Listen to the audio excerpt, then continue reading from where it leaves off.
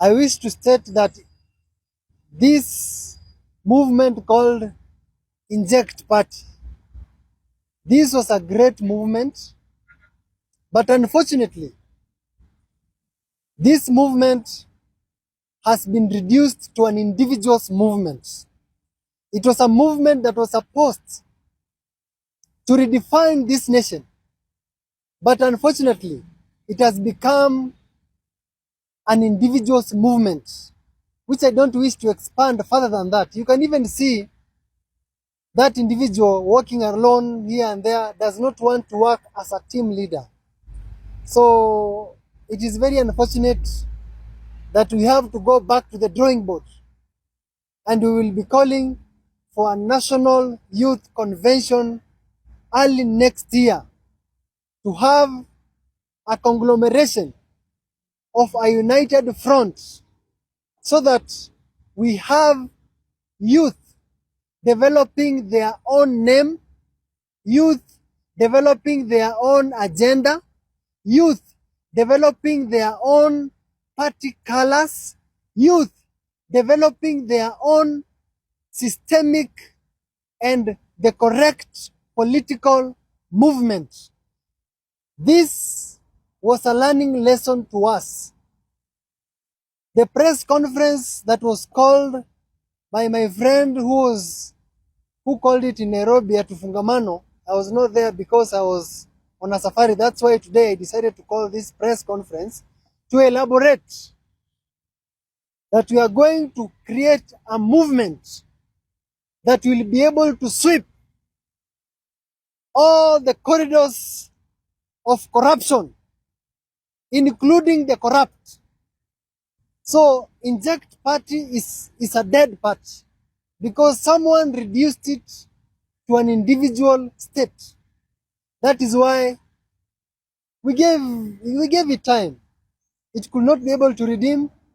And so we are going to call a national youth convention. This convention will be the forefront of the youth creating their own movement without some 2 to 3 people sitting at a certain quarter, then discussing the name, discussing the colors, discussing whatever.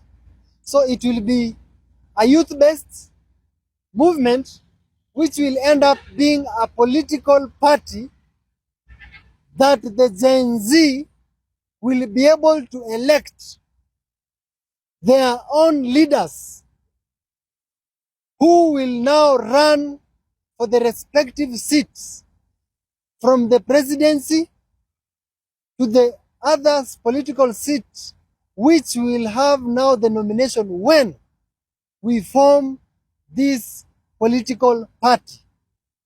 So in short, what we are announcing here today is that we will be having a national youth convention early next year for the youth to decide the name, to decide the color, to decide the way forward.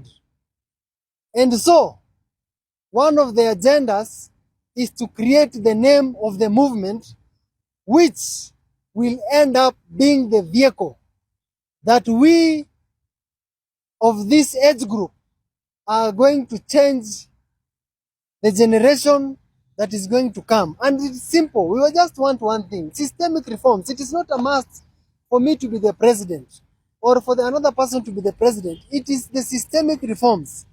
And if it takes for us, one of us, to be the president so that we have these systemic reforms, we will vet this person before he is elected. That's why we are calling for your national youth convention. We will announce the date, we will announce the time, and we will announce the venue. That is when we will have the national youth convention, and we create a movement of the people, by the people, and for the people. When the Gen Z movement was started, it started as a leaderless, it started as a movement which had no structure to the grassroots. And for this reason, it was to enable us to move without anyone being bought or joining the other side of the divide. It succeeded. The main mandate then succeeded. That was to reject the finance bill. And so, as time went by, there were youthful leaders who came and emerged. Unfortunately, you have seen one of them joined the ODM. Another one has become inconsequential because of experience, political experience, who uh, has been rejected by the Gen Zs themselves. So I don't blame them. Maybe it is because of the economic situation. Maybe it is because of their own interests here and there. But all this said and done, we wish to state the following. All this has been happening because we had not had what we call the National Youth Convention.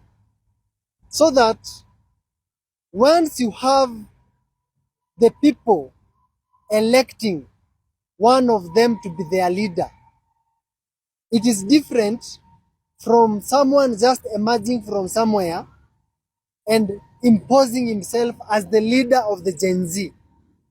So that is the difference. So you will find someone who has emerged has not been vetted, has not been verified. So it is the reason as to why, as from next year, we will announce the youth convention so that we can be able to ratify the leaders who are going to be elected. And with this, it will help us avoid situations whereby these people are bought. And we will put mechanisms.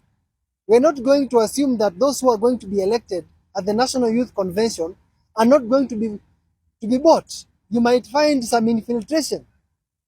So we will be very keen. Some of us have some political history. Eh? We have been student leaders, we have been at the national politics, so we understand how this politics is run. And that is why when you saw Inject movement, when it came out so strongly because we were behind the scenes. But now, it seems we need to take now the stage and ensure that we have a correct vehicle that is going to propel is going to propel the, the people who are corrupt, the people who have been rejected by the people, and change the whole situation in 2027. So the end game here is 2027. Let us not lie. It is 2027. The money the Kenyan people have been contributing was being contributed to one person. Initially, you saw we were so vibrant. Kenyans came out in large numbers. But unfortunately, some of us who wanted accountability for that money, that is where the differences started coming in. We have personally, I distance myself because I have never been sent that money. So accountability came recently after Kenyans demanded this money has been sent to a specific number, which we have never seen, but vehicles were bought here and there. But we distance ourselves. Those who wish to remain there, well and good. But for sure, we wanted accountability from day one, which created a very serious differences. But as for now, I distance myself from Inject Party. We will create a national youth convention, which the people are going to create their own name, their own colors, and this is what is going to propel us to the next general election. Thank you so much. A few days ago, there was a press conference which was held in Nairobi by the former Inject party members, and this time round, Dr. and Engineer Kimori has also come out to allege that while in the Inject the party, the decision making and other processes were being done individually or in an individual level. In other words, he's trying to poke words at Morara Kebaso for the way he used to run the Inject party, even by deciding the color, the logo, without even involving other members. Now, he has said that this time around he has come out to issue this pressure because he decided to give the Inject party time and observe what is going on. And at the moment, he's saying that you can always see how Morara Kebaso has decided to run this alone or as a one-man show. And because it's now a one-man show, Morara also came out to say that these people who were in the Inject party, they wanted money or they were thought they were going to be paid hefty salaries. So there is still something which is being discussed or which is waiting to bring out at the moment. So Engineer Kimori comes to say that he wants a learning path and he's decided that the movement which was meant or which was intended to change the face of Kenyan politics by giving the youth a platform to do better things or to decide on the future and their future and give them opportunity to run office at the moment is dead because it has been turned into an individual conglomerate where individual decisions are made. In short, he said that Inject Party is dead. So he said that it was a learning path and they are going to create a movement that will sweep the corridors of justice, the corridors of corruption, the corridors of the poor governance, and it's going to make sure that it eliminates the threat of the cartel and the big corrupt big fish which are swallowing the small fishes.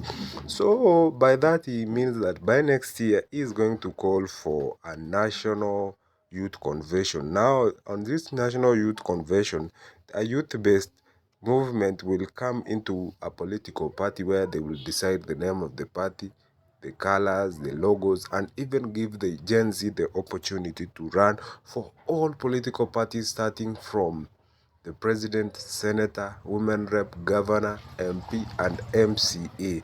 So that's the main agenda of Engineer Kimori's new youth convention, which is going to be held early next year. Apart from that, he says that this umbrella body is going to be something which is very open and not like Inject, which is he is alleging that it's one of the people or the sole decision making point where decisions are being made by individual on an individual manner based and something which is just open and transparent. Now, these people were together and they have always learned the show. We saw them during the movement across the country, but the other guy who was also the president of the School of Law was among these people who were really fighting for justice. And this movement really swept the corridors and it was becoming more of a threat than what people expected at that moment. In fact, majority of the agencies were saying online that they are going to vie for political offices using this party. This is the Inject party. But at the moment, we are seeing fracas which are going on and how it is threatening that this thing which took time to build, which faced a lot of resistance, is going to come out or it's going to happen in the coming days.